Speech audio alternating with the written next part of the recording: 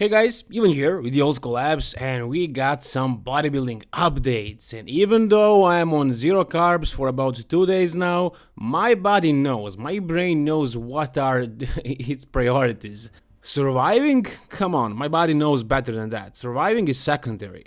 The most important thing for my brain is enthusiasm for bodybuilding. There is always enough energy for that. That's the priority. And I always have it, and I have it right now.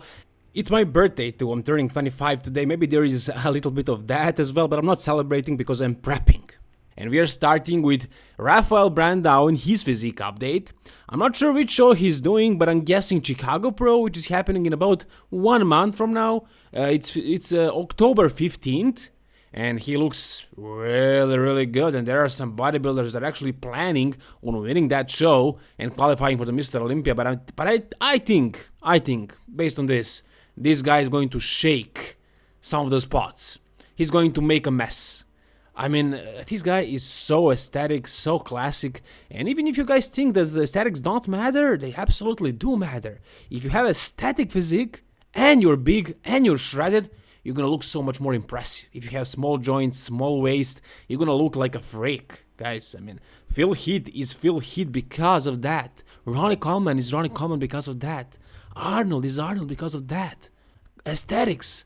You might think Ronnie Coleman is not aesthetic because later in the years he gained a bubble gut, but take a look at him when he was a younger guy. He had insane aesthetics, very good genetics. Same with Phil Heath. And the thing is, this guy has really good aesthetics. But he's not the only guy. Surely there are others, but the one I wanted to talk about right now, because he posted a posing video, is Keone Pearson with an amazing vacuum. Take a look at his rib cage. It's super wide. Take a look at the V-taper, the lats, how much they're popping, the arms. And chest seems to be improving, which was his biggest weakness. The thigh sweep, the overall X-taper, just amazing physique. You know what, guys? Let me tell you something. Let me make a bold prediction. I'm predicting Keone Pearson becoming a Mr. Olympia winner in the future. No, I'm not talking about the 212.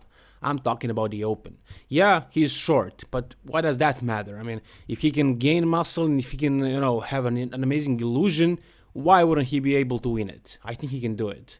I think he's close to the 212 limit. If he can come 225, 230, something like Flex Lewis is planning, he can win the Mr. Olympia. Guys, he's so young. He's about 25 right now, 25, 26, something like that. Can you imagine him with 10 more years of training? Jesus Christ, take a look at the back and everything. I mean, there is no flaw in his physique. Yeah, chest is a little bit more shallow, but he can work on that. He is working on that and he's improving it.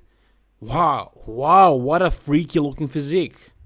I mean, I can keep naming what he has, like quads, calves, abs looking good, arms, shoulders, chest looking improved and everything, but is that really necessary? I mean, it's better just to find a weakness, and there aren't any weaknesses, really. I mean, like, if you would be a perfectionist, I guess you could say that the gap between his abs in that Alba line in the middle could be a little bit prettier, and the chest could be bigger and fuller and wider, but that's nitpicking. Everything else is just spot on, and that's also pretty good. He has pretty good chest and pretty good abs.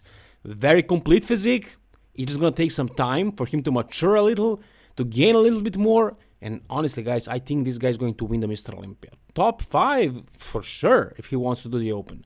212, I think that will be too easy for him. I think he will go with the most competitive category, of course, the Open. I think he's that ambitious, and I think he will do extremely well. Alright, the next up is somebody who is not gonna win the Mr. Olympia, I don't think so, but might win Chicago Pro. This coming month, in about 4 weeks from now, but these photos are taken 5 weeks out. Justin Luis Rodriguez. Yep, I think he has the biggest chances, probably, as he was the closest to win the New York Pro. It was very close between him and Ian. Actually, in the finals, most people, myself included, thought that he looked better than Ian. But Ian beat him in the prejudging. From the back, this guy was absolutely insane. From the sides, pretty good as well. From the front, though, I'm not a fan of his physique. Because of that stomach, the midsection is not very aesthetic, it's not very pleasing to the eye. The abs are not symmetrical, proportionate, well-shaped, whatever you want to call it. They're just not looking the best. And also the shape of the arms, the biceps and the triceps, and also the chest when he does this pose right here, front double bicep. The lats also not very symmetrical. And this is the reason why he can't win the Mr. Olympia. What I'm saying is, not that he can't win pro shows. Of course he can. Especially now, this year, he made significant improvements. And from the back, he looked hard as nails. And not just hard, he looked complete, head to toe. Like, look at the lower back, how hard it is and how thick it is. The glutes, insane glutes. The width of the back, the completeness of the entire physique from behind, just amazing, outstanding. I'm having him winning the Chicago Pro in 4 weeks from now.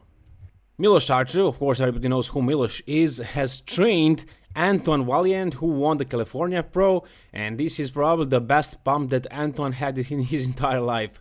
I know how it might feel because Milos trained me as well. We did an arm workout, but this is a post-show training, and after being depleted from water and carbs, after you introduce those back into your body, the pumps are the best pumps that you're ever gonna have in your life, and this one is absolutely insane one.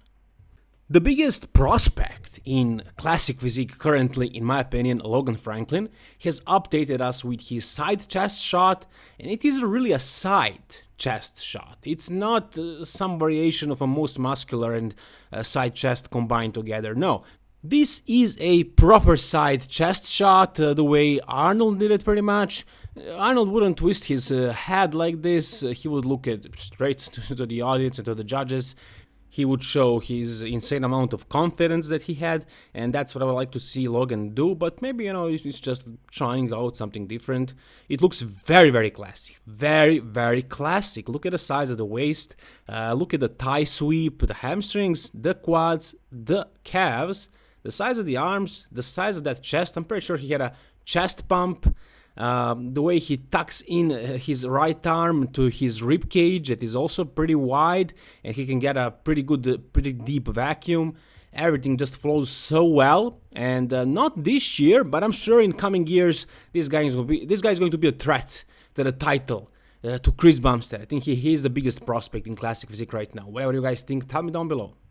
Terrence Ruffin, though, seems to be deep in the off-season, but I don't know, maybe this guy is a monster when it comes to burning fat. Maybe he can actually, get ready for Chicago Pro.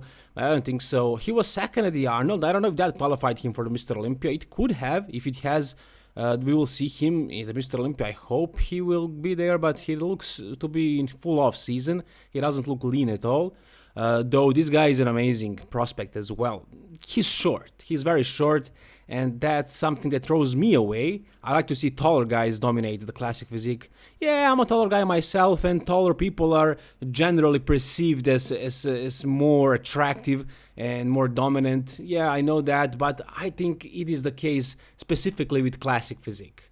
It's not the case with the Open. Of course, Open, that's like 5'8", 5'9", those guys are doing the best. Classic, I like to see over 6 feet tall.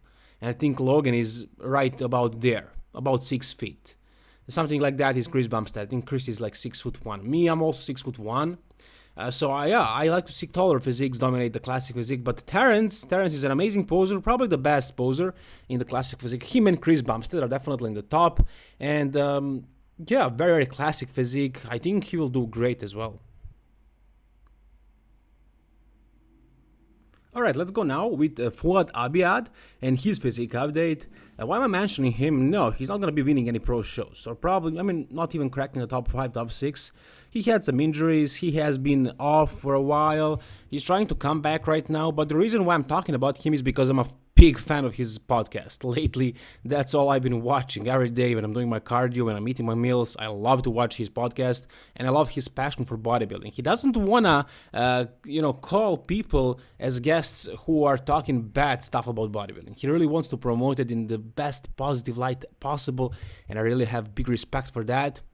He has been improving, that's for sure. He definitely gained quite a bit of muscle that he lost, and his conditioning is coming together. That side tricep is looking pretty sick.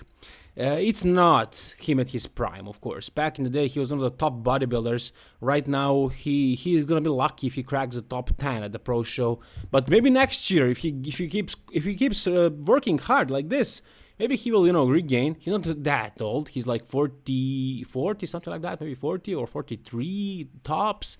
He's not like 50, of course. Not even close. So he still has time. And hopefully he will, come back and look the way he looked before. But as for now, his conditioning is coming together. And guys, go and watch his podcast. It's probably the best bodybuilding podcast right now. For the end of this video, we have a physique update of Brandon Curry.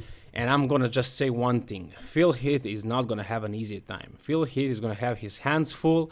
If he wants to reclaim that lost title of the Mr. Olympia winner, he will have to work extra hard because Brandon wants it.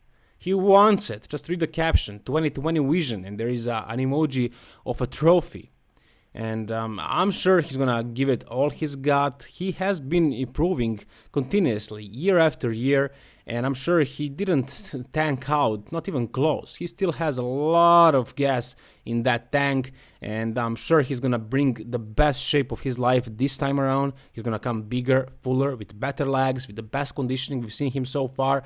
And honestly, guys, if I was a betting man, based on what we've seen from Phil Heath last time and the way Brandon has been improving, at this point in time, I actually have Brandon Curry beating Phil Heath. Yeah, I think he has bigger chances. Like 51% are actually Brandon's chances, and Phil has like 49%. Just a small margin, but I think Brandon is more likely to repeat than Phil Heath is likely to regain.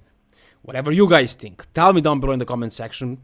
Like the video if you enjoyed it, and please subscribe for more bodybuilding videos like this. All the best, guys, and keep it old school.